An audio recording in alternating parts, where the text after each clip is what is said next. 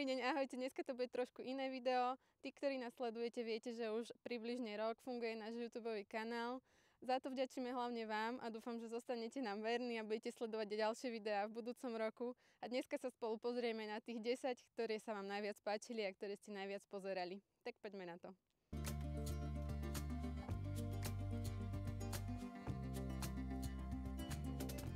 Podľa literatúry, dostupnej literatúry o záznamoch a pasení hospodárskych zvierat vo Veľkej Fatre som našiel najstarší údaj z roku 1929 od istého pána Kubijoviča, ktorý urobil inventarizáciu pasenia a stát a košarovania vo Veľkej Fatre.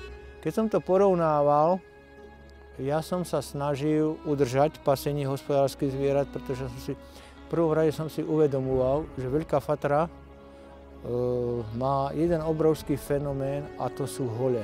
A tie hole, ak chceme zachovať, tak bez pasenia sa ťažko zachovajú. Urbár Nolčovo vzhľadom tomu, že sa nachádzame na Fatranskej magistrále, vlastne svojpomocne postavil útulňu, ktorá slúži širokej verejnosti a turistom. A je to vlastne stavba klasickej drevenej koliby, do akej sa kedysi dávalo seno. Z týchto lúk sa vlastne seno nezvážalo dole, ale sa ukladalo do takýchto kolíb a v zime, keď bola núdza o krmivo, tak na zvlačach a na saniach sa zvážalo seno z týchto horských seníkov do dedín. A dnes slúžia vlastne turistom ako ubytovne a útulne na ich vychádzkach.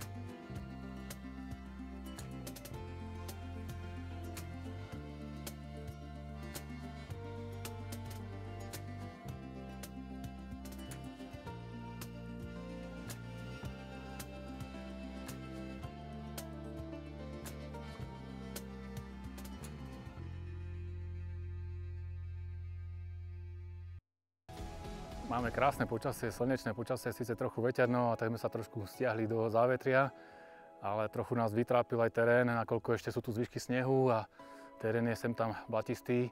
Treba si dávať pozor, treba mať hodnú výzbroj. Byť pripravený ešte aj na zimné podmienky, počasie sa môže zmeniť. Máme krásne výhľady, vidíme vzadu za nami Malú Fatru, hrebeň, vidíme až vrcholky vysokých Tatier, nízkych Tatier, krásne Krývaň vidno.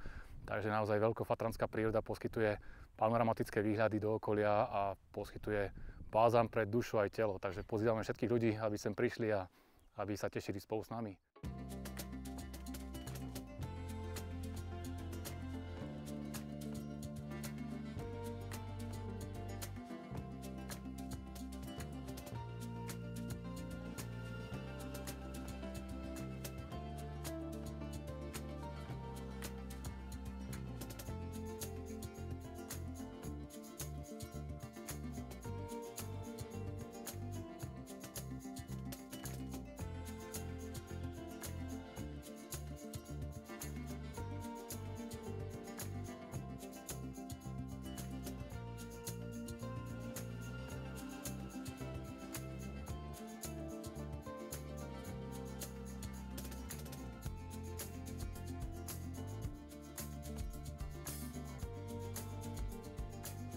Ten naučný chodník, aká bola taká nejaká tá prvotná myšlienka?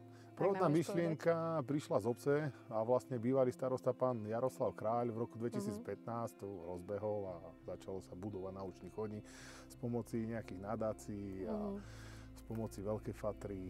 A viem, že ste to teraz aj obnovovali. Boli tam sprehnité tie mosty. Už vlastne minulý rok, to je vlastne v roku 2023, po 8 rokoch, už bolo prehnité, mostíky boli prehnité úplne, takže vlastne prišlo to, že sa to bude renovovať a pre nás najlepšie bolo urobiť to vlastne pozinkované, aby to malo čo najdlhšiu trvácnosť. Áno. Ako klub slovenských turistov vlastne organizujete aj rôzne výstupy, prechody. Áno, vlastne cez to Ľubochňanské sedlo, vlastne cez naučný chodník robíme nočný prechod Fatrou, to je vlastne otvorenie turistickej sezóny vždycky daný rok.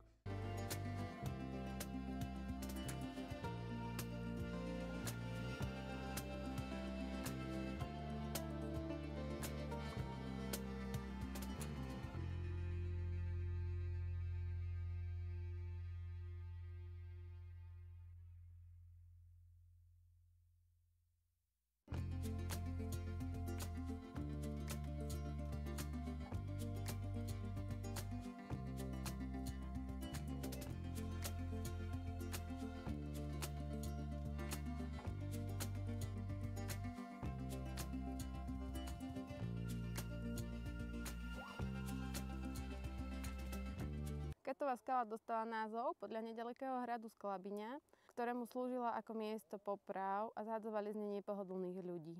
Viaže sa ku nej aj povesť, podľa ktorej v skale je zakliatá mladá dievčina a do skaly ju zavrel ukrutník, aby ju donútil stať sa jeho ženou. Keďže ani toto na ňu nezabralo, tak ju prekliala a ona teraz sedí na jeho poklade v skale.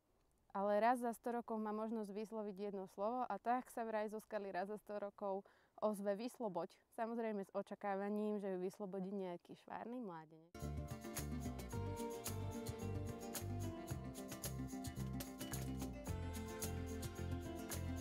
Krásne okolie, ten taký interaktívny naučný chodník, ihriska. Hneď ste mali takú nejakú víziu, že takto to bude, alebo išlo to tak nejako postupne?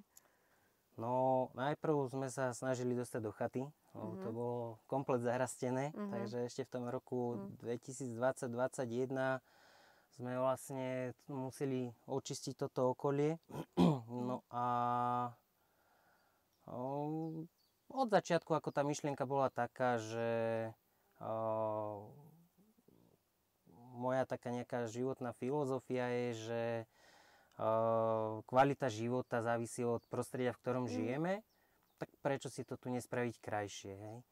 A druhá taká vec je, že ak môžeme pomôcť, tak by sme mali pomôcť, hej? Čiže snažíme sa tu vybudovať také rekreačno-športovo-naučnú oblasť pre rodiny s deťmi, školy, škôlky, čiže aby tu mohli prísť všetky deti bez rozdielu, či ich rodičia majú financie, nemajú financie, preto to robíme, že je to vlastne prístupné, je to zadarmo.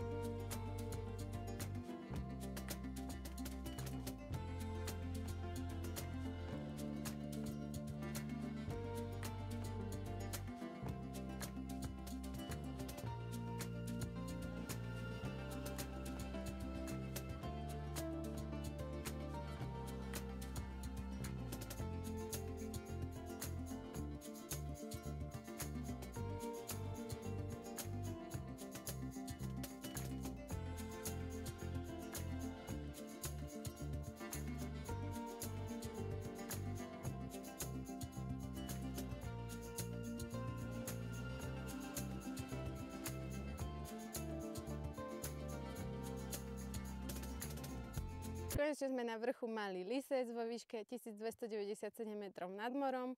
Na Malom Lisci končí aj modrá turistická značka.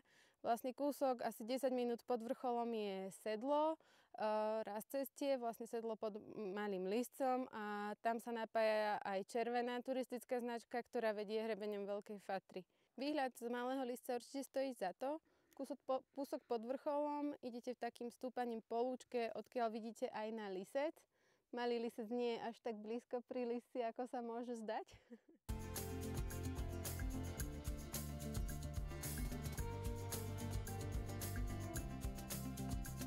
A ako je to s tým chatarčením v Tatrách a tu na chate pod Borišovom? Tak je to asi rozdiel. Je to veľký rozdiel, hlavne čo sa týka návštevnosti, ale čo sa týka roboty, tak je to isté. Treba ráno vstať, makať do noci. Jasné. Stále je to taká raritná chata v tomto, že je zásobovaná nosičmi. No jedine nosičmi a potom pred zimou palivo. Keďže nechceme tam rúbať hlava, nehlava, tak kúrime briketami, tak na to potrebujeme vrtuľník. Tak ono je to aj také záchytné miesto na tej hrebeňovke veľkofatranskej, by som povedala, že tam sa asi veľa ľudí, aj keď chodia prechody, zastaví. Áno. Aj niekedy odbočia, že prídu len sa napiť, najesť. Na chvíľku sa zohriať a tak. Kuchyňu si chvália väčšinou. Áno, je to tam naozaj veľmi útulné, aj pre tých, čo ste teda neboli, tak určite sa choďte pozrieť. Je to veľmi jedna z tých najkrajších chat, podľa mňa.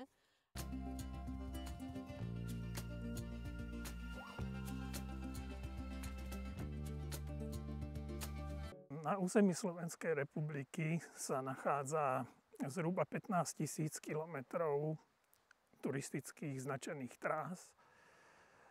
Tieto trasy obnovuje, stará sa o ne Klub slovenských turistov so svojimi značkármi.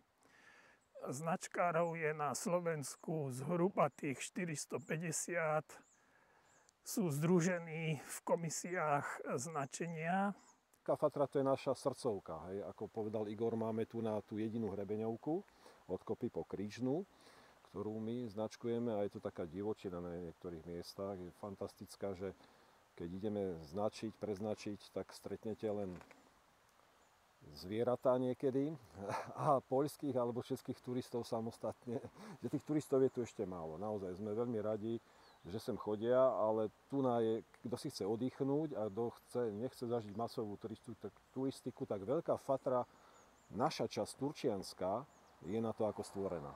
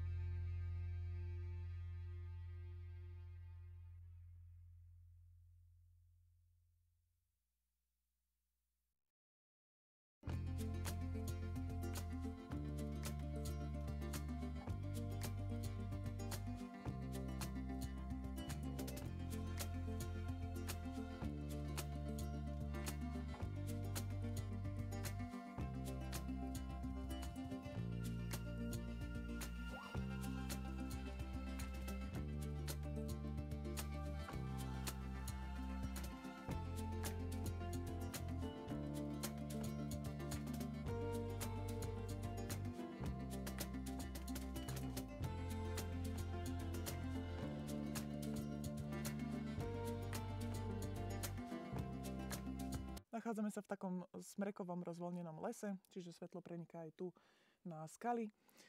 Na skalách už začínajú rásť rastlinky. Život na skalách je pre nich zložitejší tým, že vlastne neudržiava sa poriadne pôda v tých skalách.